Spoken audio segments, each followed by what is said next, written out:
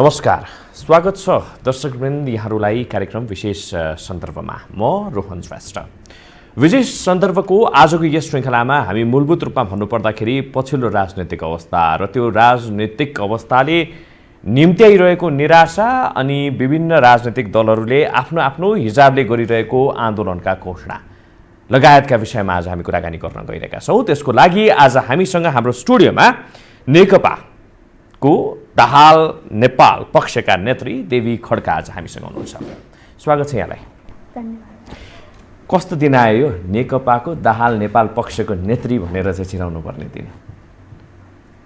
हामी त त्यसरी नचिनाउनुस् भन्छौँ। चिनाउनु पर्ने दिन आयो। नेकपा भन्दाखेरि पूर्ण भइहाल्छ। कुन चाहिँ नेकपा भनेर चाहिँ भन्ने अवस्था आयो कि? विज्ञानको त आयो हुन्छ भने यो भ्रमको पनि आयो होला नि त। यो भ्रमै हो।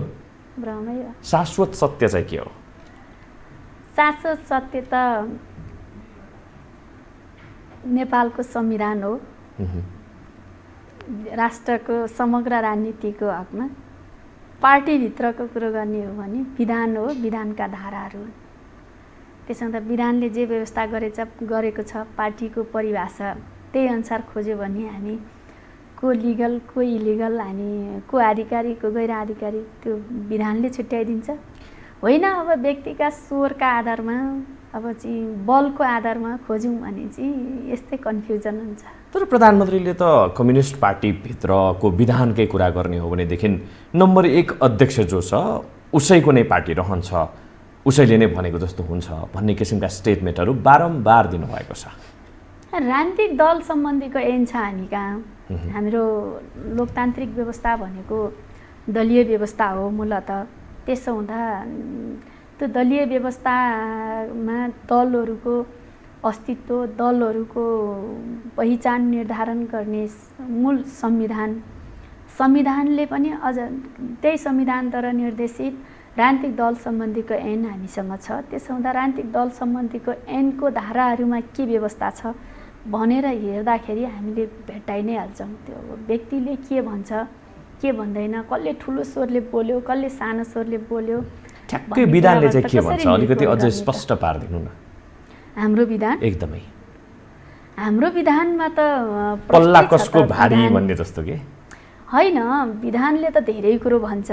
विधान सबै उसमा हामी जाँदैनौँ। तर यो मानेमा मात्रै नभएर समग्र निर्णय प्रक्रियाको मानेमा बहुमतले केन्द्रीय समिति नै सबैभन्दा ठुलो महाधिवेशन हो। महाधिवेशनद्वारा चाहिँ निर्वाचित केन्द्रीय समिति हो। त्यसो हुँदा महाधिवेशनले निर्णय गरेको कुरो केन्द्रीय समितिले पालना गर्नुपर्छ। केन्द्रीय समितिले निर्णय भनेको यस्तो कुराको छिनोफानो गर्ने चाहिँ केन्द्रीय समितिले हो। केन्द्रीय समितिको बहुमतले जे निर्णय गर्छ त्यो नै आधिकारिक हुन्छ। हाम्रो विधानको आत्मा त्यही हो।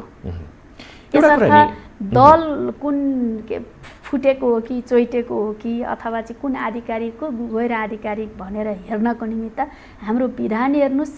त्यस पछाडि त्यो विधानले व्यवस्था गरे अनुसारको चाहिँ हाम्रो केन्द्रीय समितिका सदस्यहरूको चाहिँ शनाखत गराउनुहोस्। हामी लाइन लागेर जान तयार छौँ। कहाँ जानु? निर्वाचन आयोगमा जानु पर्यो अथवा अदालतमा जानु पर्यो, हामी जान तयार छौँ। त्यसको आधारमा संविधानको के अरे चाहिँ राजनीतिक दल सम्बन्धीको ऐनले निर्देश गरेको विधानको धाराले चाहिँ प्रष्ट पारेको व्यवस्था अनुसार चाहिँ खुट्यायो भनेदेखि कुनै समस्या छैन। यो चाहिँ 5 मिनटमा हल हुने विषय। प्रधानमन्त्रीले झुट बोलिरहनु भएको छ त्यसरी बुझौँ। उहाँको त अर्को नाम खोज्यो भने झुटै हो। एउटा कुरा नि, प्रधानमन्त्रीको अर्को नाम खोज्यो भने झुटै हो भनेर भन्नुभयो होइन। यस प्रसङ्गमा हामीहरू आउनेछौँ। म अहिले अलिकति तपाईँलाई चाहिँ थोरै रेट्रोस्पेक्टमा लान खोजेँ होइन। त्यो क्रान्ति एकचोटि सम्झ्यौँ न, कस्तो थियो, कति दर्दनाक थियो? तपाईँले नभन्दा नि सम्झि नै रहेछौँ हामीले। त्यो क्रान्ति एकचोटि सम्झौँ त।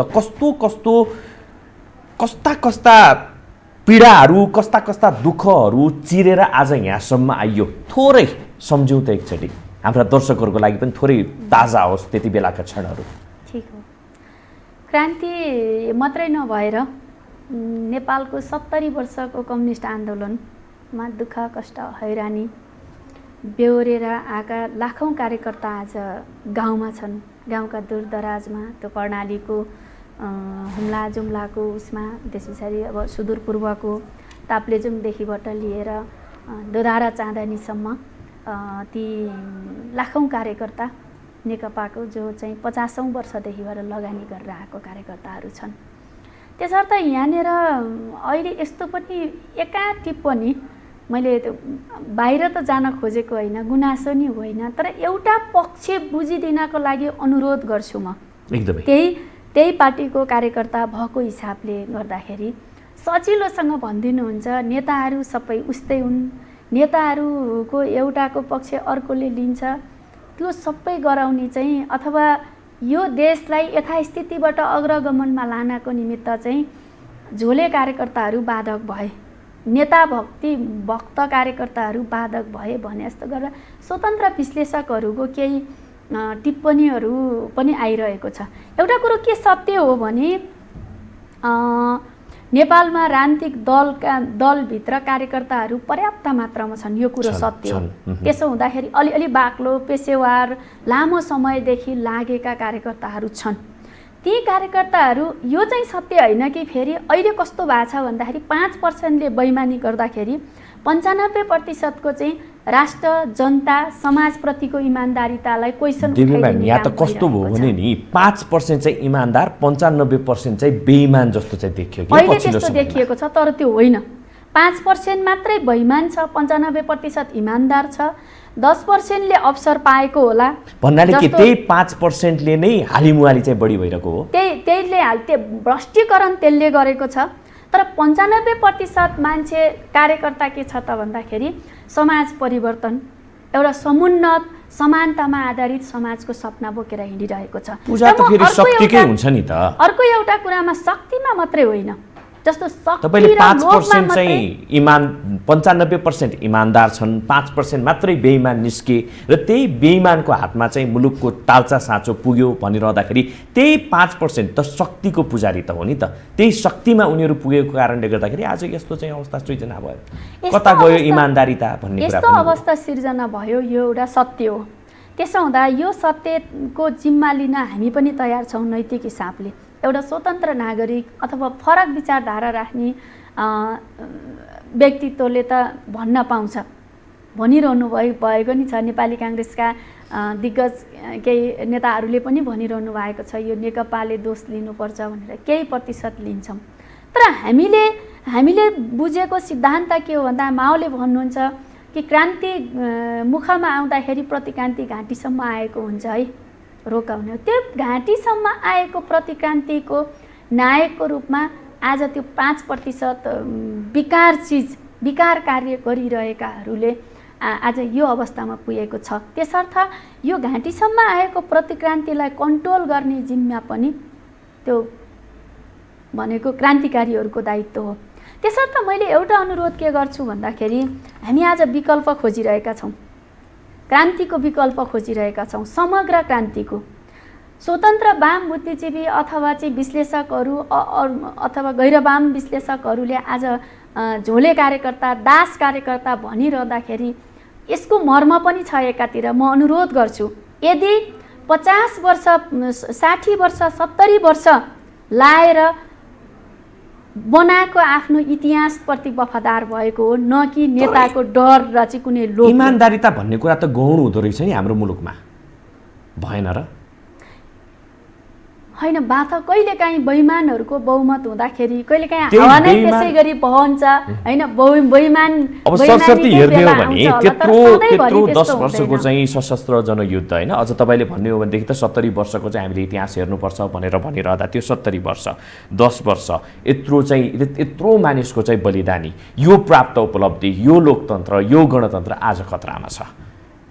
कसरी सृजना चाहिँ कसरी भयो? भएको के हो मुलुकमा? किन यस्तो यति धेरै चाहिँ किचलो बढ्दै गयो?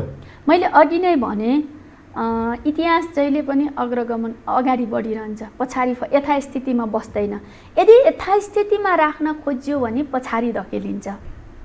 हामीले पढेको मानव समाजको इतिहास हामीले देखेको भोगेको यही हो। त्यसो हुँदा हामीले त्रुटि कहाँनिर गऱ्यौँ भन्दाखेरि हामीले 70 वर्ष लगाएर अधिकारहरूको बारेमा सम्पूर्ण रूपमा संविधान त कानुन त ग्यारेन्टी गरौँ, राजनीतिक अधिकारको विषयमा, राजनीतिक प्रणालीको विषयमा तर त्यो राजनीतिक फेरिएको बदलिँदो राजनैतिक प्रणालीलाई सुव्यवस्थित गर्ने, जनताको चुलो र आङमा पुर्याउनको निमित्त अर्को एउटा क्रान्तिको आवश्यकता थियो। त्यो भनेको मुख्यतः राजनीतिक नै हो, तर राजनीतिको नेतृत्वमा रहेको आर्थिक सामाजिक सांस्कृतिक मूल्य मान्यताहरू परिवर्तन नहुँदाखेरि आज हामी यो अवस्थामा इतिहास पछाडि धकेल्न खोजिएको छ। त्यसर्थ यो चाहिँ कुरो समीक्षा गर्न आजको मेरो भागमा कति प्रतिशत आउँछ, कमरेड माधव नेपालको भागमा कति आउँछ, कमरेड प्रचण्डको भागमा कति आउँछ, यो चाहिँ स्वीकार गर्न आवश्यकता छ। र हामी भन्छौँ समीक्षा गर्न भनेको एउटा पक्षले पनि इमान्दार भन्नेहरूको पनि समीक्षा गर्न आवश्यकता छ, केही आलोचना हुन आवश्यकता छ, केही सच्चिन आवश्यकता छ, तर बेइमानी अथवा अपराधै चाहिँ गरेको छैन। तर मुलुक त धेरै अगाडि बढिसक्यो नि, 5%ले इतिहास चाहे जोसुकै होस् न हैन। माधव कुमार नेपालकै कुरा गर्नुभयो, तपाईले भर्खरै प्रसङ्ग टेक्नुभयो, माधव कुमार नेपालकै कुरा गरौँ अथवा चाहिँ कमरेड प्रचण्डकै कुरा गरौँ, त्यस्तै गरेर चाहिँ केपी शर्मा ओलीकै कुरा गरौँ, अथवा चाहिँ तपाईहरुकै पहिला चाहिँ हितैषी सहकर्मी डाक्टर बाबुराम भट्टराईकै कुरा गरौँ हैन। कोही पनि नेतृत्वमा पुगेका कोही पनि लिडरहरू जसलाई चाहिँ साँच्चै नै मुलुक बनाउनको लागि चाहिँ आम नेपाली जनताले भरोसा गरेका थिए, विश्वास गरेका थिए, तर उनीहरूबाट नै विश्वासघात भयो। त्यही भएर त आज पछाडि फर्किने चाहिँ आवाजहरू बुलन्द भइरहेका छन् नि त, होइन? त्यो मात्रै पूर्ण होइन होला, म चाहिँ मान्दिनँ। किन मान्दिनँ भन्दाखेरि पञ्चायत फाल्नको लागि 20-25 वर्षको उमेरमा लाग्नुभएका तपाईँले नाम लिनुभएका नेताहरू हो। उहाँहरूले पञ्चायत फाल्नुभयो, बहुदल आयो, होइन अझ पूर्ण भएन भनेर चाहिँ गणतन्त्र ल्याउनुभयो। उहाँहरूकै नेतृत्वमा, उहाँहरूकै भिजनमा, उहाँहरूले नै तय गरेको कार्यक्रम, उहाँहरूले नेतृत्व गरेको मुभमेन्टद्वारा आएको हो नि त। त्यो कुरा हामी स्वीकार्छौँ होइन, त्यो दिनको घाम चाहिन्छ। त्यसर्थ एउटा मान्छेको जिन्दगी, नेता भनेको त एउटा व्यक्ति हो नि, एउटा व्यक्तिको जिन्दगी परिवर्तन फेरि त्यही एक व्यक्तिले ल्याउने हो। राजनीतिक प्रणालीमा भएको परिवर्तनलाई उहाँहरूको जिन्दगी यो पाटोबाट चाहिँ सफल हो। तर कहिलेकाहीँ के हुन्छ त भन्दा ध्वंस र निर्माणको एउटै चेतना, एउटै मान्छेको दिमागमा ध्वंस र निर्माणको चेतना नहुन पनि सक्छ, त्यो क्षमता नहुन पनि सक्छ। हामीले हाम्रो मुलुकमा जति बेला संविधान लेख्यौँ त्यस पछाडि हामी अब निर्माणको फेजमा जानुपर्ने थियो। त्यो निर्माणको हिजो ध्वंसको चरणमा भएको मुभमेन्टलाई, त्यहाँको सङ्गठन, त्यहाँको जनशक्ति, त्यहाँको सबै मुभमेन्टलाई चाहिँ निर्माणको फेजमा लगेर हुल्ने कार्यक्रम, चेतना पूर्ण नभएको कुरा सत्य हो। यो सुन्दाखेरि मात्रै मिठो कुरा सुनिने भयो कि देख्दाखेरि आम नेपाली सर्वसाधारण, आम नेपाली जनताहरूले चाहिँ यी कुरा भोनै पाएनन् भन्दाखेरि चाहिँ हामीले विगतदेखि नै होइन ठुला कुरा गऱ्यौँ नि, आर्थिक क्रान्तिको कुरा गऱ्यौँ, अझ तपाईँले भने जस्तै आर्थिक सामाजिक सांस्कृतिक क्रान्तिका कुराहरू गऱ्यौँ होइन। तर आज आएर त हातमा लाग्यो शून्य, यत्रो वर्ष गरियो केही न केही, सधैँ नेपालीको नियति यस्तै हो भन्ने जस्तो चाहिँ एउटा छाप पर्यो के होइन। अहिलेको अघि मैले भने जस्तो 5% वालाहरूले गरेको व्याख्या बुझाइ अनुसार गयो भने त यहाँले भनेकोतिरै जान्छ।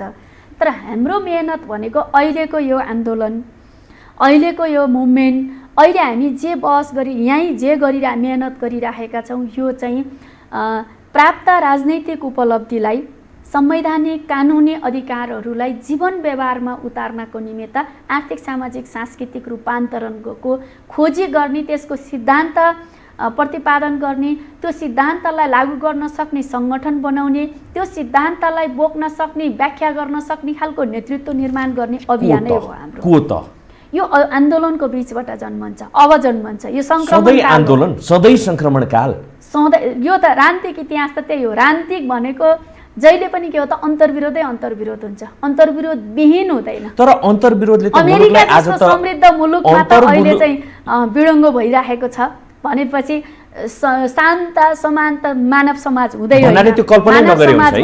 त्यो त कल्पना शान्त सुव्यवस्थित समृद्ध नेपालको कल्पनै नगरे पनि हुन्छ। त्यस्तो त हुँदैन। मानव समाज भनेको गतिशील हो, परिवर्तनशील हो, पूर्ण कहिल्यै हुँदैन, परिवर्तन भइरहन्छ, प्रकृतिसँग लड्ने मानव चेतना हो। त्यो भएर नै आज हामी यहाँ आइपुगेको, पशु जगतबाट मानव जगतमा आइपुगेको कारण पनि सङ्घर्ष क्रान्ति गरेर हामीले लोकतन्त्र ल्यायौँ। त्यत्रो क्रान्ति हुँदैन भन्नाले त्यो सङ्घर्षले पछाडि पनि जान सक्छ भन्ने तपाईँको तर्क? पछाडि गएको छैनौँ हामी। तर अहिले यहाँनिर आएर संविधान लेखिसकेपछि हामी यो 3 वर्षको बिचमा चाहिँ पछाडि धकेल्ने कि अगाडि जाने भन्ने बिचकै लडाइँ हो। यो अहिले पछि सरकारले जे घोषणा गर्यो यो चाहिँ पछाडि धकेल्ने हरकत हो। पुस 5 गतेको कदम चाहिँ पछाडि इतिहासलाई पछाडि लैजाने हरकत हो। यसलाई जान नदिनको निमित्त क्रान्तिकारी हस्तक्षेप आवश्यकता छ, क्रान्तिकारी विद्रोह आवश्यकता छ, क्रान्तिकारी मुलुकले झेल्छ अब फेरि अर्को विद्रोह।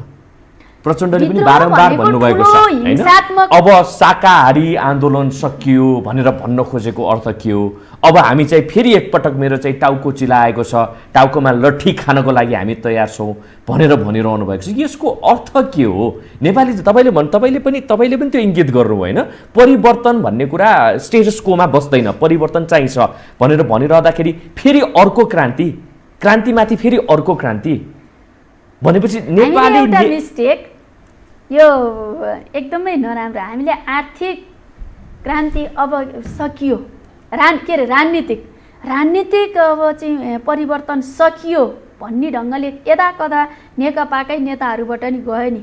त्यो नै अद्वन्द्ववादी विश्लेषण थियो, त्यो नै अमार्क्सवादी विश्लेषण थियो, जसले गर्दाखेरि हामी आज यो अवस्थामा आयौँ।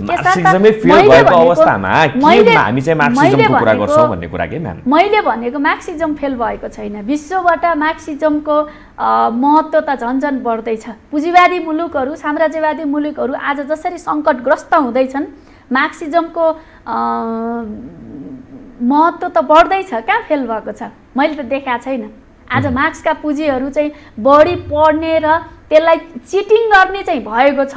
मार्क्सवादलाई लगेर पुँजीवादीहरूले आफ्नो अनुकूलतामा प्रयोग गर्ने र त्यसलाई भ्रष्टीकरण गराउन खोज्ने हरकतहरू भएका छन्। तर मार्क्सवाद फेल हुँदैन। किन फेल हुँदैन भने त्यो विज्ञान हो। विज्ञान कहिले फेल हुँदैन, विचार हो एउटा होइन, त्यो वैज्ञानिक विचार हो, विज्ञान सम्मत विचार हो। मार्क्सवादले जहिले पनि यो वा त्यो भनेको छैन। यहाँ मार्क्सवादलाई बुझ्ने कुरामै क्रान्तिकारी होइन एउटा हुने अथवा अर्कोले अर्कोलाई दमन गर्ने, सत्तामा बस्ने मात्रै मार्क्सवादी हुने भन्ने बुझेको छ। राजनीतिक परिवर्तनको पनि कुरा बारम्बार उठाएको छ। परिकल्पना गरेको भनेको त पूर्ण मान्छे हो। पूर्ण मान्छे भनेको सुसंस्कृत मान्छे हो, संस्कृतिले सुसम्पन्न मान्छे हो। म नै मार्क्सवादी भइसकेको छैन पूर्ण रूपमा। हामीले यहाँ चाहिँ 2-4 दिन अब चाहिँ हाहाहु गर्दैमा एउटालाई गर्दैमा मार्क्सवादी भनिरहेका छौँ। मार्क्सवादको सही प्रयोगै हुन नसकेको, मार्क्सवाद फेल है भन्नाले फेरि एकपटक राजनीतिक क्रान्ति आवश्यक रहेको छ, जसरी मार्क्सिजमले भनिरहेको छ। फेरि एकपटक होइन, मानव समाजमा वर्गहरू रहन्जाल, वर्ग अन्तर्विरोध रहिरहन्छ।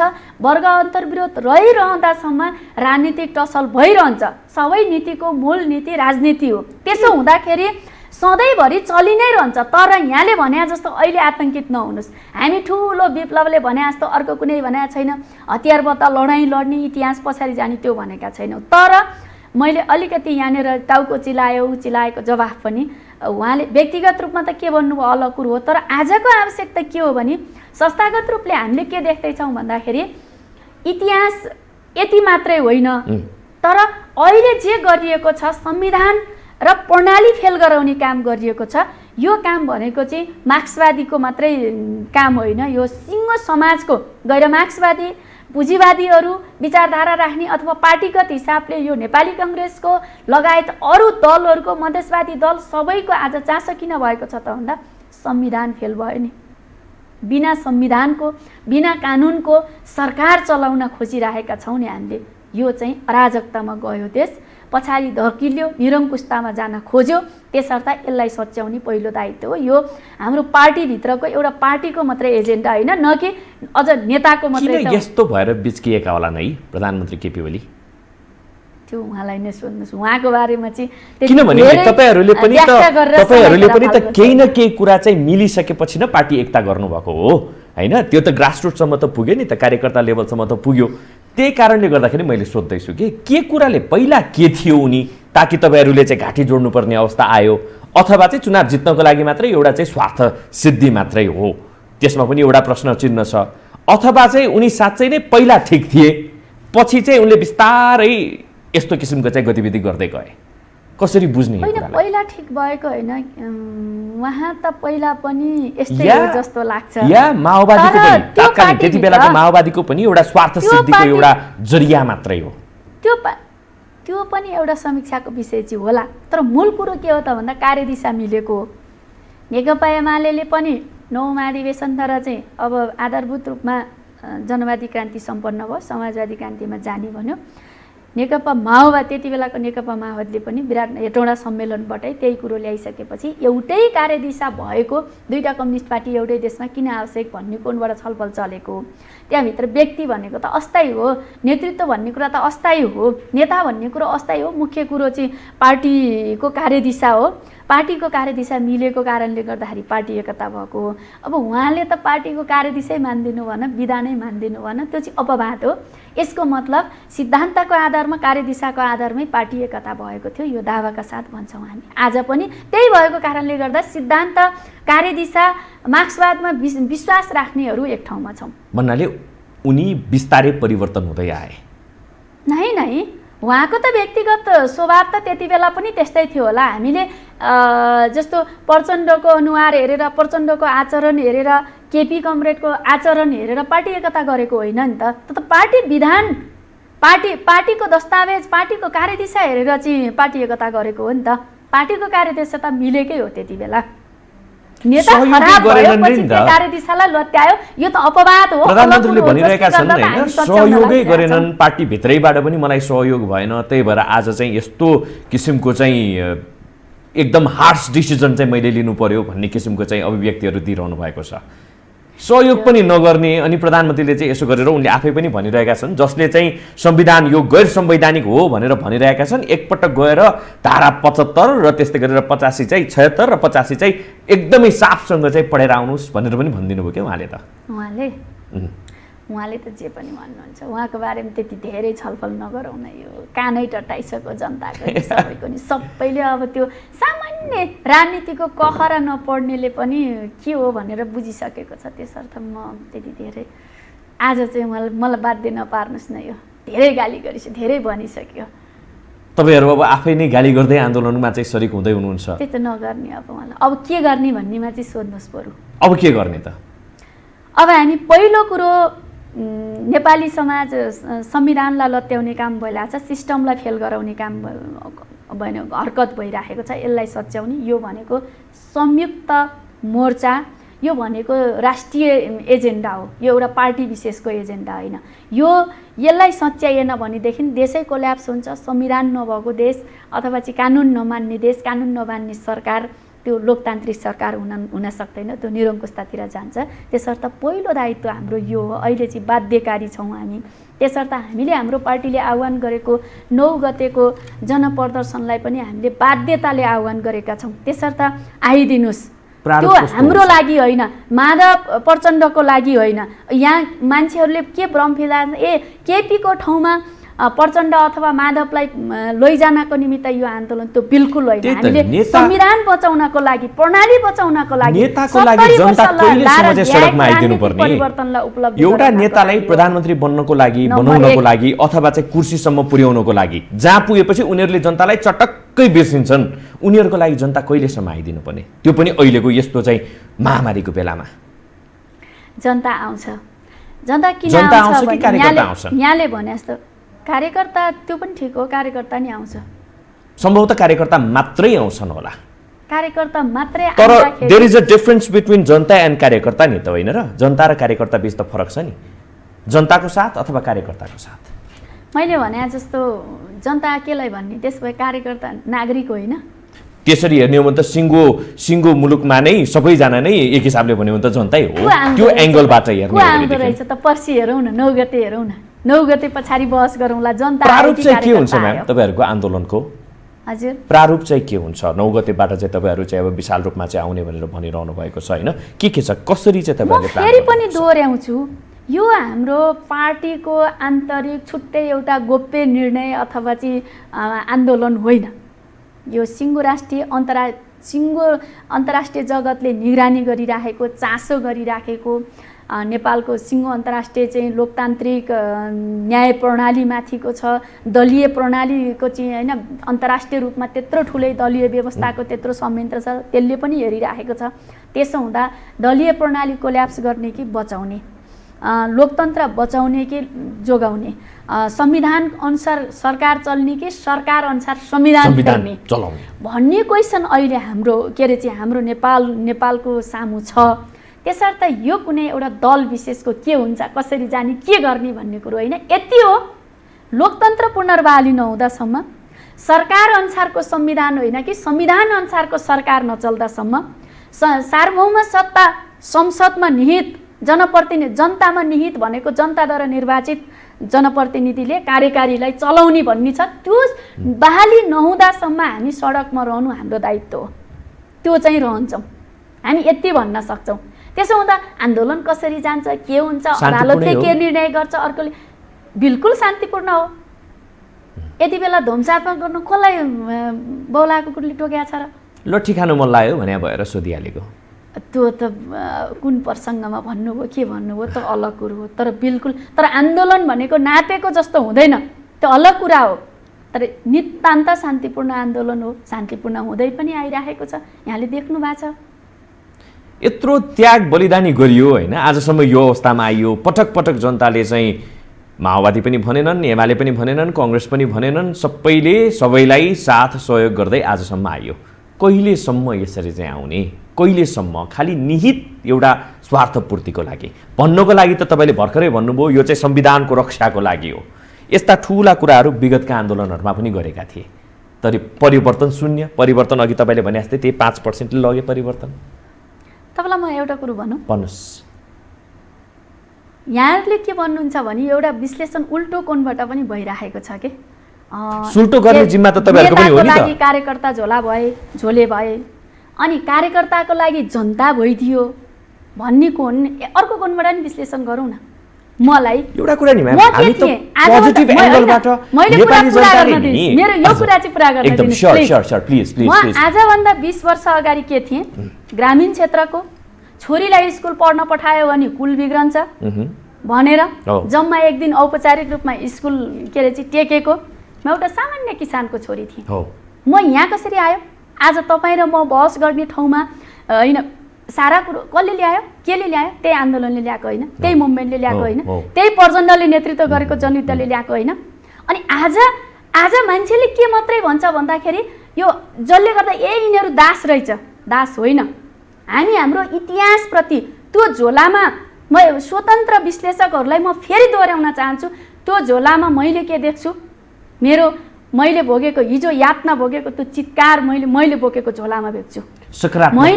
मैले मेरो दाजुको तस्बिर देख्छु, जो मेरो परिवारबाट 5 जना मारिएका छन्। यो लोकतन्त्र ल्याउनको निम्ति त्यो तस्बिर जहिलेसम्म बोक्छु, देख्छु, तहिलेसम्म पछि लाग्छु।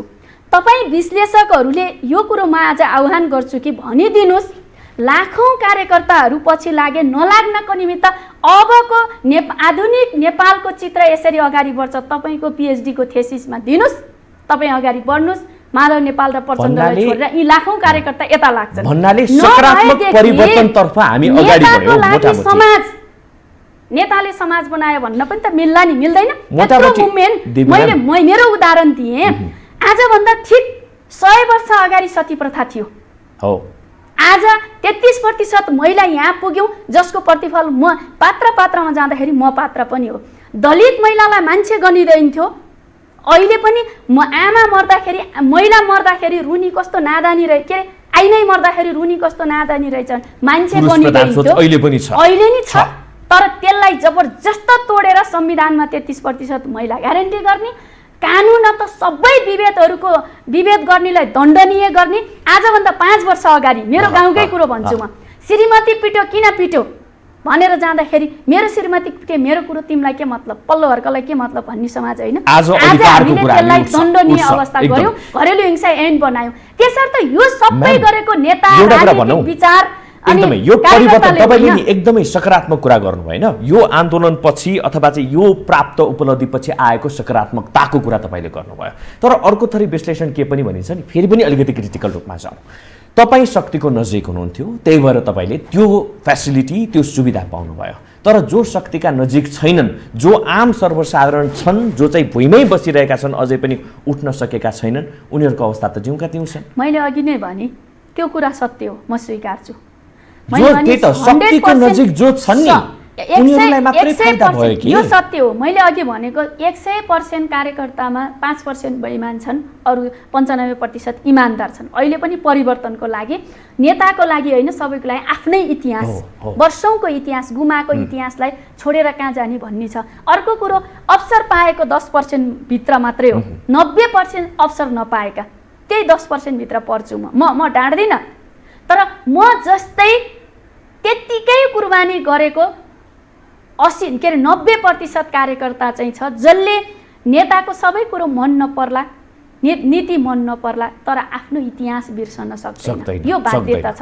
त्यो इतिहासको, आफ्नै इतिहासप्रतिको चाहिँ स्मरणको कारणले गर्दाखेरि पनि सडकमा आउँछ। त्यसलाई सबै स्वार्थले शक्तिको पछाडि आएको भनिदिनु भएन, त्यो चाहिँ अपमान हुन्छ। हामीलाई भन्नुस्, अर्कोलाई भन्नुस्, तर त्यो 90% इमानदार जो समाज परिवर्तनको लागि जिन्दगीमा केही पनि पाएन, गुमायो मात्रै, त्यसलाई त स्यालुट गरिदिनुस्। उनीहरूको लागि त सल्युट छ, उसको इतिहास, उनीहरूको लागि त सल्युट छ। र आज उसले देख्नु सेल्युट भनेको यो हो। आज हामी बहस पनि उनीहरूकै लागि गर्दैछौँ। मैले भन्दैछु तपाईको बहसमा, हामीले गर्दै गरेको बहसमा उहाँको इतिहासको सम्मान हुने र समाजलाई परिवर्तन अझ अगाडि बढाउने कुनै अर्को खाका ल्याउ न त, उपाय देऊ न, बाटो देऊ न। अनि लागेन भनेदेखि त्यो झोले कार्यकर्ता भनेर सराप, त्यो लोभी पापी भनेर सराप, हामी उपाय दिन पनि नसक्ने। म त भन्छु प्रचण्ड माधव नेपालहरू यो पुस्ता सफल हो, असफल हामी हौ। जसले हामीले, उहाँहरूको त सफल जिन्दगी हो। पञ्चायत फाल्नुभयो, गण त के अरे चाहिँ राजतन्त्र फाल्नुभयो, 2200 वर्ष पुरानो राजतन्त्र होइन, 200 वर्ष पुरानो जानिया चाहिँ शाहवंशी राजतन्त्र फाल्नुभयो। यो कल्पना गरेको थियो र थिएन? तर आज त फेरि जनता त त्यही शाहवंशकै लागि चाहिँ सडकमा उत्रिरहेका छन्। होइन, के त हुन्छ त्यो, किनभने नि त्यही वितृष्णा नै हो, भनि नै रहेको हुन्छ। भन्छन् नि त गाउँघरमा कथा, वितृष्णा नै हो। मान्छेहरूले न त प्रचण्डको फेसबाट केही पाए पनि होला, त्यो अलग पाटो हो, त्यो न त प्रचण्डको फेसबाट केही पाए, न त केपी ओलीको फेसबाट केही पाए, न त शेरबहादुर देउवाको फेसबाट नै केही पाए अनुहारबाट। त्यही भएर बरु त्यही बेलाको चाहिँ ठिक रहेछ भनेर यत्रो जुलुस उत्रिरहेको छ पूर्वदेखि पश्चिमसम्मै। होइन, यहाँले भने जस्तो एउटा त्यो पनि होला होइन। अर्को भनेको चाहिँ अब केही बिचमा घुसेका थुप्रै खालका चाहिँ अब कुचेष्टाहरू, अरू अब धार्मिक दुनियाँ खालका चाहिँ भनेको भड्काउने खालको पनि होला, त्यो अलग पाटो हो। तर मुख्य जनता, इमान्दार जनता अहिले पनि अग्रगमनकै पक्षमा छ, पश्चागमनको पक्षमा छैन। यो चाहिँ म लेखेर दिन्छु र कुनै पनि हालतमा फर्केर आउने कुरो सम्भव छैन, यो पनि ग्यारेन्टीका साथ भन्न सकिन्छ। अब मुलुकलाई कसरी अगाडि लाने, के गर्ने अब? मुलुकलाई पहिलो कुरो यही, जे अहिले चाहिँ पछाडि फर्काउने काम भइरहेको छ, यसलाई सच्याउनुपर्छ। यो सच्याउने काम सरकारले बेइमानी गर्यो, धोकापूर्ण काम गर्यो भन्ने कुरो सबैले भनिसक्यो। अब हामीले अदालतप्रति फर्किएका छौँ, सम्मानित अदालतप्रति, न्यायालयप्रति। सम्मानित न्यायालयले कसैलाई हेरेर निर्णय नगरोस्, उसले संविधानको धारामा के छ, के लेखिएको छ, मात्रै संविधानको धारामा हेरेर निर्णय गरिदिनुहोस्। हामी यो जनताको आवाज हो, कुनै राजनीतिक एउटा स्वतन्त्र नागरिक भएर गर्ने अनुरोध हो। त्यति भइदियो भने सुखद ढङ्गले अगाडि बढ्छ। कम्तीमा यो कुरो सच्यो, त्यति सच्चिसकेपछि अनि तपाईँले भनेको अरू कुराहरू को ठिक त? अब कसरी अगाडि जाने? स्वतन्त्र न्यायालयलाई स्वतन्त्र ढङ्गबाट काम गर्न नदिने, स्वतन्त्र ढङ्गले काम गर्न। किनभने यसरी जसरी आन्दोलन भइरहेको छ, जसरी चाहिँ प्रचण्ड लगायतका नेताहरूले चाहिँ चर्काचर्की गरेर ठुल्ठुलो आवाजमा चाहिँ भनिरहनु भएको छ, भनेको त एक हिसाबले भन्ने हो भनेदेखि त त्यो आदेश अथवा भन्नुपर्दाखेरि चाहिँ स्वतन्त्र रूपमा चाहिँ काम गर्न नदिनु, त्यो दबाब सृजना गर्नु भन्ने पनि देखिन्छ नि त। होइन होइन, विचाराधीन छ मुद्दा, बिल्कुल होइन। हामी कहिल्यै पनि अदालतलाई शङ्का गरेर अदालतप्रतिको चाहिँ प्रेसर होस् भनेर यो गरिरहेका छैनौँ। हामीले त हाम्रो आफ्नो जागरण, हाम्रो आफ्नो साङ्गठनिक मुभमेन्ट गर्नु हाम्रो दायित्व हो, धर्म हो। तर हामीले जहाँ पनि अदालतप्रति हामीलाई विश्वास छ, हामी सम्मान गर्छौँ। तपाईँले अहिले मलाई व्यक्तिगत रूपमा यहाँ सोध्नुहुन्छ भने नि मलाई त पूर्ण विश्वास छ। म हिजो सानो उमेरमा 17 वर्षमा जेल परेको थिएँ। मलाई चाहिँ के अरे सर्वोच्च अदालतमा मुक्ति प्रधानले रिट हाल्नुभएको थियो। यो उमेरै नपुगेको बच्चीलाई चाहिँ किन गर्ने मलाई थाहा थिएन, तर अपरजोत म छुटेँ, कहाँबाट छुटेँ थाहा थिएन, सर्वोच्चले छोडेको रहेछ, मैले पछि थाहा पाएँ। मेरो आफ्नै भोगाइहरूबाट नि बिचमा थुप्रै कुराहरू भए, तर अदालत त्यस्तो कुरा हो मलाई चाहिँ अहिलेसम्म पनि विश्वास छ। पुरानो हिजो राजा रहँदा राजतन्त्रात्मक बहुदलीय व्यवस्थाको अदालतले पनि न्याय गरेको थियो, गर्छ। हाम्रो न्यायालयको, नेपालको न्यायालयको त्यो छविप्रति म पूर्ण रूपमा विश्वस्त छु, सम्मान छ। हामीले यो सडकको आन्दोलन गतिविधिहरू न्यायालयलाई प्रेसर गर्न गरेको होइन, बिल्कुल हाम्रो आफ्नो गतिविधिहरू आफ्नो ढङ्गले गर्न नपाउने राजनीतिक गतिविधि। विचाराधीन मुद्दामा त फेरि किन धेरै चलखेल गर्नु पर्यो? हामीले अदालतको विरुद्ध आन्दोलन गरेको हो, त्यो मुद्दालाई मुद्दा त विचाराधीनै छ नि त। विचाराधीन मुद्दा यस्तो हो, अदालतको मात्रै भइदिएको भएदेखि त ठिक थियो, तर यो त जनसरकारको विषय भयो, संवैधानिक विषय भयो, राजनैतिक विषय भयो। त्यसो कारणले गर्दाखेरि जनताले चासो राख्नु, त्यो त अदालतले पनि त पोजिटिभ हेऱ्यो भयो नि त। एकदमै अदालत त्यो कोणबाट हामीले अदालतलाई बैमानी संविधानमा नभएको कुरो हामीलाई चाहियो गर्नुस् भन्यौँ भनेदेखि अलग, अथवा मासले भन्यो भने, जनताले भन्यो भने त्यो अलग कुरो हो। संविधानमा जे छ श्रीमान त्यो कुरो भनिदिनुहोस् हामीलाई, हामीले बुझेनौँ। देशको चाहिँ अभिभावकले होइन भन्छ, हामीलाई कन्फ्युज भयो। त्यसो हुँदा हामी सम्मानित अदालतमा आयौँ, हामीलाई विश्वास छ, भरोसा छ। त्यो संविधानको धारा 56ले के भनेको हो, 85ले के भनेको हो, हामीलाई प्रष्ट बुझाइदिनुहोस्। बुझेनौँ भने जनताले भन्न नपाउने। अदालत त झनप्रति के अरे चाहिँ उत्साहित हुनुपर्ने हो यसमा, कहाँ निराश हुने, कहाँ प्रेसर गरे। यही प्रसङ्ग हामीले अघि अर्को एउटा प्रश्न पनि मैले जोडेको थिएँ, अब को त भनेर, होइन अब को त? मुलुक दिने कसले, मुलुकलाई चाहिँ निकास दिने कसले? यसमा चाहिँ म पूर्वी टिमोर स्वतन्त्रताको लडाइँमा नेतृत्व गर्ने नेताको मैले नाम बिर्सेँ अहिले, उहाँले भन्नुभएको थियो अरे त्यो स्वतन्त्र भयो त्यस पछाडि एउटा प्रेस मिट गर्दाखेरि तपाईँ अब यो देशको राष्ट्रपति हुनुहुन्छ हो भन्दाखेरि उहाँले भन्नुभएको थियो यो ध्वंस र निर्माणको क्षमता एउटै मान्छेमा हुँदैन, थोरैमा मात्रै हुन्छ।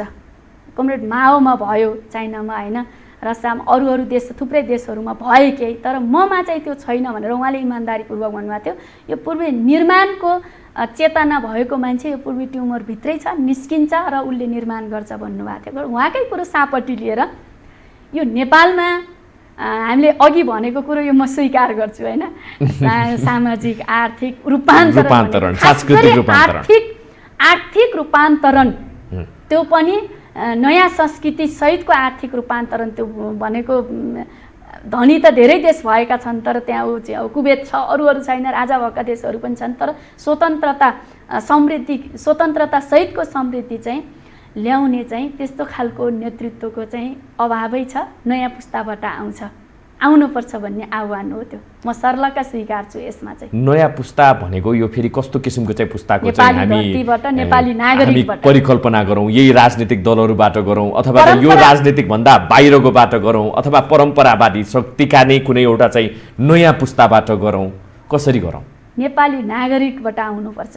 म यो दल त्यो दल होइन, यहाँ त्यहाँ भन्दिनँ, नेपाली नागरिकहरूबाट सचेत चाहिँ पुस्ता आउँछ नै। त्यसको लागि त एउटा लामो समय लाग्ला नि त, होइन? ठिक भन्नुभयो यहाँले, एउटा प्रणाली, तर दलीय प्रणाली तत्काल अवस्था हेर्ने हो भनेदेखि त मुलुकमा अहिले पो समस्या परेको छ त, अहिले घाउ दुखेको छ, अहिले घाउ बल्झेको छ, अनि हामी चाहिँ लामो धेरै पछिको चाहिँ कल्पना गरेर पनि त त्यो समय खेर फाल्ने मात्रै पो हुन्छ कि? एउटा जस्तो क्रमभङ्गता भनेको राम्रो काम गर्ने मान्छेको लागि यो एउटा चुनौती हो। अहिलेको परिस्थिति यो चुनौती फेरि राम्रो काम गर्नेको लागि अवसर पनि हो।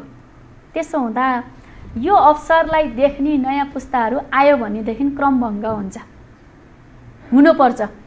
राजनीतिक दल अनि हेरौँ सामाजिक मुभमेन्ट सबै पुनर्गठित हुने अवस्थामा हामी आइपुग्यौँ नि, बाध्यात्मक अवस्थामा। त्यसो हुँदा यो पुनर्गठित हुने अवस्थामा नेतृत्वको पुनर्गठित नहोला भन्न सकिँदैन नि, हुन्छ। तुरुन्तै निस्केला त्यो पात्र, परिस्थितिले वातावरणले त्यो ठाउँमा पुर्याएको छ। मलाई विश्वास छ निस्किन्छ केही वर्षमा, कि ध्वंस हुनुपर्छ कि निस्किन्छ। त्यसको लागि त निकै समय लाग्ला, केही वर्ष मैले अघि पनि भने नि घाउ त अहिले बजेको छ, घाउ त अहिले दुखेको होइन, छ। अहिलेको घाउ त यही नेतृत्वले सम्भव छ, अहिलेको मुभमेन्टले हुन्छ। भन्नाले यही लिडरहरूबाट नै आश गरे हुन्छ। होइन, यो त कुनै एउटा लिडर एउटा पार्टीको कुरो गरिरहेको छैन। सिङ्गो नागरिक समाज आन्दोलनमा छ होइन, सिङ्गो चाहिँ लेखक कलाकार बुद्धिजीवी सबै आन्दोलनमा छ। यो अहिलेको आन्दोलन, अहिलेको समस्यालाई हल गर्न त यो एउटा पार्टी एउटा सङ्गठनको विषय होइन। अहिलेको कारणले गर्दाखेरि संविधानै कोल्याप्स हुने अवस्थामा पुगिरहेको छ भनेपछि अब यो अहिलेको भनेर अहिलेको र दीर्घकालीन सोच भन्ने कुरामा मैले कन्फ्युज भएछु यहाँनिर। मैले दीर्घकालीन ढङ्गले यो मुलुकलाई आर्थिक सामाजिक सांस्कृतिक रूपान्तरण सहितको आत्मनिर्भर अर्थतन्त्रले सुसम्पन्न मुलुक बनाउनको निमित्त चाहिँ केही वर्ष केही दशक लाग्छ, केही वर्षमा त्यसको एउटा नेतृत्व सङ्गठनको पुनर्गठन हुन्छ, मैले यस अर्थमा भनेको हो। त्यसको टाइम लाग्छ। अहिलेको यो अवरुद्ध संवैधानिक र राजनैतिक अवस्था जे छ यसलाई अथवा उल्टो बाटो हिँडेको छ यसलाई सुल्ट्याउनको लागि त अहिलेको मुभमेन्ट, अहिलेको नेतृत्व, अहिलेको पात्रहरू नै काफी छ, पुग्छ। हेरिराख्नु होला। यो अब अहिलेको जुन तपाईँहरूले आन्दोलनको घोषणा गर्नुभएको छ होइन, त्यो के को लागि? मात्रै लोकतान्त्रिक पद्धतिलाई बचाउनको लागि अथवा फेरि पनि एकपटक भर्खरै भने जस्तै अहिलेकै नेतृत्वले काफी छ, यही नेतृत्वलाई फेरि पनि एउटा चाहिँ उचाइ दिनलाई? यो नेतृत्वको नेतृत्वमा अहिले भइराखेको यो अवरुद्ध अवस्था जे छ नि, पछाडि फर्किने अवस्था जे छ यसलाई सुल्ट्याएर अगाडि बढाउनको निमित्त चाहिँ यही नेतृत्व काफी छ, पुग्छ। त्योभन्दा फर्दर अगाडि बढ्नको निमित्त चाहिँ हामीले पुनर्सङ्गठित चाहिँ मुभमेन्ट, पुनर्सङ्ग भनेको नयाँ एउटा चाहिँ मुभमेन्टबाट आएको नेतृत्व जन्माउन आवश्यकता छ, जन्मिन्छ। भन्नाले फेरि एकपटक अर्को एउटा क्रान्तिको लागि हामीले चाहिँ वार्म वेलकम गर्नको लागि चाहिँ ढोका खुल्ला राखेर बसे हुन्छ। यो त चलायमान भने त्यस्तो यस्ता नबुझ्नु न, धेरै यस्ता भनेको नभएकै कुरो ल्याएर नखोजौँ। स्वाभाविक प्रक्रिया हो, एउटा समाजशास्त्रको एउटा स्वाभाविक प्रक्रिया हो नि त त्यो। तर समय कालखण्डले पनि त म्याटर गर्छ नि। 10 वर्षमा 5 वर्षमा चाहिँ गतिशीलता दिएर पनि त भएन नि त। होइन, मैले त्यो भन्न खोजेको होइन। पार्टीको भनेको राष्ट्रको समग्र जीवनमा यो अहिलेको अवरुद्ध अवस्था जे छ, यो पश्चगामी कदम जे छ, यो कदमलाई सुल्ट्याएर अगाडि बढाउनको निमित्त अहिलेकै पार्टीका नेतृत्व, अहिलेकै नागरिक समाज, अहिलेकै कलाकार लेखक यो र नागरिक अगुवाहरूको भूमिका नै काफी हुन्छ। र मूलत सम्मानित न्यायालयको चाहिँ न्याय दिलाई संविधानप्रतिको व्याख्या यो नै काफी हुन्छ, मेरो आफ्नो अनुमान हो।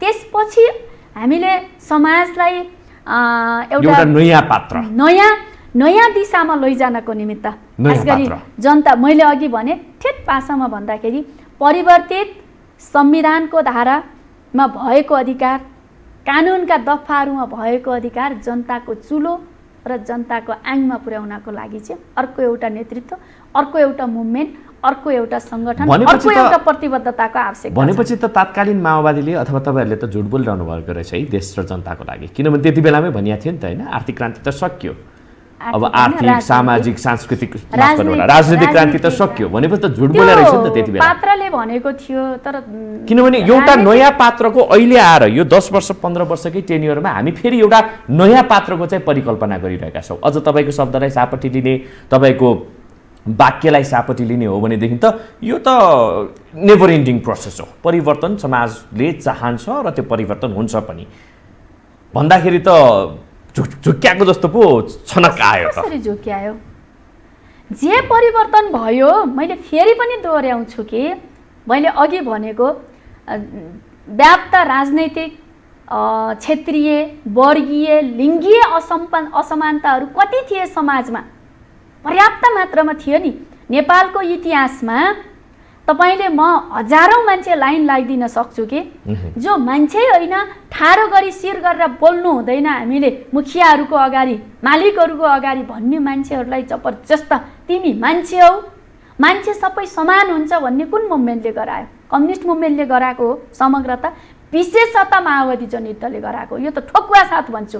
माओवादी जनयुद्धभित्रका केही नराम्रा पक्षहरू होलान्, तर महिला पछाडि परेको महिला, विकट क्षेत्रको दलित, आदिवासी जनजाति, अल्पसङ्ख्यक, भेगीय के अरे चाहिँ हिसाबले चाहिँ उत्पीडनमा परेको मान्छेलाई एकैचोटि राजधानीको पहुँचमा, केन्द्रीय राजनीतिको पहुँचमा ल्याउने, चासो गर्ने, यो बहस गर्न सक्ने मेरो अधिकार यो हो, म मान्छे हौँ भन्न सिकाएको त त्यही मुभमेन्टले हो नि। त्यसलाई परिवर्तन नमान्ने, संविधानमा त्यो कुरो लेखियो, जबरजस्त आए, अहिले पनि अनुहार हेर्दै थाहा हुन्छ। भनेपछि भाषिक रूपमा मात्रै गलत भएछ, राजनीतिक क्रान्ति एन्ड भयो, आर्थिक क्रान्ति सुरुवात गर्यौँ भनेर भन्दा आर्थिक क्रान्ति आउन चाहिँ अझै बाँकी रहेछ, अझै त्यो यो एकजना पात्र त जन्मिनु बाँकी नै रहेछ आर्थिक, सामाजिक र त्यस्तै गरेर सांस्कृतिक क्रान्तिको लागि। राजनीतिक परिवर्तन जुन रफ्तारमा भयो त्यो रफ्तारमा आर्थिक भिजन नजन्मिनु, नीति नबन्नु र त्यो रफ्तारमा संस्कृति परिवर्तन, संस्कार परिवर्तन नहुनु र संस्कारित पात्रहरू, मार्क्सवादी भाषामा भन्दाखेरि मान्छे मार्क्सवादी, म फेरि दोहोऱ्याउँछु, मान्छे मार्क्सवादी हुनु भनेको चाहिँ एउटा सबै हिसाबले सभ्य सुसंस्कृत मान्छे हुनु हो भन्छ। त्यो नभइसकेको कुरा चाहिँ सत्य हो। तपाईँले मलाई अघिदेखि भन्नुभयो नि, तपाईँहरू अर्को पाटोबाट पनि विश्लेषण गर्नु न, अर्को एङ्गलबाट पनि हेर्नु न, पोजिटिभ एङ्गलबाट पनि हेरौँ, कति नकारात्मक मात्रै सोच्नुहुन्छ भनेर भन्नुभयो होइन। म त्यो कुरालाई बाई गर्छु, तर यो नकारात्मकता सोच्नु आम सर्वसाधारणले पनि यति बेला यही कुरा सोचिरहेछन् नि होइन। ल्याउने त फेरि अथवा यो नकारात्मकताको सृजना गराउने त फेरि अहिलेकै यही लिडरहरू हुन् नि त। अझै मुखै खोलेर भन्नुपर्दाखेरि तपाईँहरूकै नेतृत्व, तपाईँहरू नै हो, तपाईँहरू नै बसेर चाहिँ पार्लियामेन्टमा बसेर चाहिँ संविधानको लागि यत्रो कसरत गर्नुभयो, यत्रो अधिकार स्थापित गर्नुभयो, तै पनि जनता आश्वस्त हुन सकेन होइन। यसमा त स्वीकार गरियो त, जहाँसम्म पुग्यो त्यो सत्य हो, जे सत्य हो त्यो जे गर्न सकिएन त्यो कुरालाई चाहिँ हामीले गर्न सकिएन त्यो स्वीकार गरेर यो भन्दा मैले इजिली लिथ्यौ, इजिली लिथ्यौ। आर्थिक क्रान्ति प्रधानमन्त्री केपी ओलीले जस्तो संसारको सफल नेता मै हौँ, अब चाहिँ जे गर्छु उलट पालट चमत्कार मैले गर्छु त भन्या छैन नि त। हामीले यति चाहिँ गर्यौँ, सत्य हो, गर्न सकेनौँ। तर यहाँनिर केही ल्याप्सेसहरू, कमजोरीहरू रहे, छुटे, जुन राजनीतिक मुभमेन्ट सँगसँगै मैले अझ कोटै गरेर भन्नुपर्दाखेरि दुईवटा त्रुटि भएको छ। एउटा, माओवादी 64को चुनाव पछाडि त्यति बेलाको माओवादी नेतृत्वले, जो त्यति बेला एउटा विद्रोह सहितको सामान्य नर्मल संसदीय चुनाव जितेको थिएन माओवादीले, त्यति बेला एउटा उत्पीडित वर्गले जितेको थियो, समुदायले जितेको थियो। त्यो उत्पीडित वर्गलाई त्यो पार्टीको एउटा चाहिँ ट्र्याकभित्र, एउटा चाहिँ कार्यदिशाभित्र छिराएर राखिराख्न सकेन, त्यो त्रुटि थियो। अर्को कुरो, यो गएको चुनाव पछाडि 74को चुनाव पछाडि नेपाल कम्युनिस्ट पार्टी नेकपाले जुन अवसर पायो, त्यसलाई बहुमतको सरकार, तलसम्म स्थानीय निकायहरूमा हामीले गएको केन्द्रीय समितिको पहिलो केन्द्रीय समिति, दोस्रो केन्द्रीय समितिको बैठकमा भनेका थियौँ, यसै गरी ग्रुप डिस्कसनमा हामी एक गाउँ एक नेता जिम्मा लिएर जाउँ, एकीकृत विकास भनेर जाउँ, यो एउटा निर्वाचित वडा अध्यक्षलाई मात्रै नछोडौँ, पार्टी यत्रो कार्यकर्ता छ, हामी सबै सेवामा लागौँ, उत्पादनमा लागौँ, विकासमा लागौँ भनेको थियौँ। जुन कुरो म एक्लै चमत्कार गरिदिइहाल्छु, तिमी फ्याउराहरू, सडक छाप केन्द्रीय सदस्य, यी चाहिँ के अरे खान नपाएका चाहिँ कार्यकर्ता किन चाहियो भनिदिनु भयो प्रधानमन्त्रीले, अनि यो हालत भयो। हाम्रो लडाइँ नै यहीँनिर हो, लोभी भयो, नेतृत्व लालचमा फस्यो। यसरी बुझ्नु, लालच लोभी भन्दा बरु अलि त्यो क्षम्य हुन्छ, यो त इतिहासप्रति अपराधै। लगभग हामी समयको अन्त्यतिर छौँ। अब जाँदा जाँदै फेरि पनि मैले अहिकै प्रश्न दोहोऱ्याउन चाहेँ, नेतालाई पत्याउलान् जनताले? नपत्याउनुको मैले अघि भने दीर्घकालीन हिसाबले नपत्याउन सक्छ, छोटो रूपमा उपाय पात्रहरू खोज्ने अवसर छ। तर अहिले त नेताको लागि पनि होइन, यो त नेता असफल भयो भने के जान्छ, एकजना अमुक दुईजना नेता असफल भएर गए, तर यहाँ त इतिहास कोल्याप्स हुँदैछ, संविधान कोल्याप्स हुँदैछ, सिस्टम कोल्याप्स हुँदैछ। त्यसैले सिस्टम बचाउनको लागि अहिले आन्दोलनमा आइदिने हो, कुनै नेताको लागि होइन। म फेरि पनि सिस्टमले नेपाली जनतालाई के दियो भन्ने चाहिँ नेपाली जनताले प्रश्न गरिरहेछ। नेपाली जनतालाई सुशासन के अरे त्यही अघिले तपाईले भने जस्तै एउटा सिस्टममा लगेको छ, हिजोको जस्तो अवस्था छैन। त्यसो भए त राजै काफी थिए, रानै काफी थिए नि त। हुन्छ म्याम, धेरै धेरै धन्यवाद हाम्रो स्टुडियोमा आइदिनु भयो। आजको यस विशेष सन्दर्भमा चाहिँ अहिले भइरहेको कन्टेम्पोरेरी पोलिटिकल इन्भाइरोमेन्टमा चाहिँ तपाईँले आफ्नो विचारहरू राखिदिनु भयो। यहाँलाई धेरै धेरै धन्यवाद। यहाँलाई पनि धन्यवाद। हजुर, दर्शक यहाँलाई पनि धेरै धेरै धन्यवाद आज हामीलाई साथ दिनुभएकोमा। हेर्दै रहनुहोला, यो हो टेलिभिजन। नमस्कार।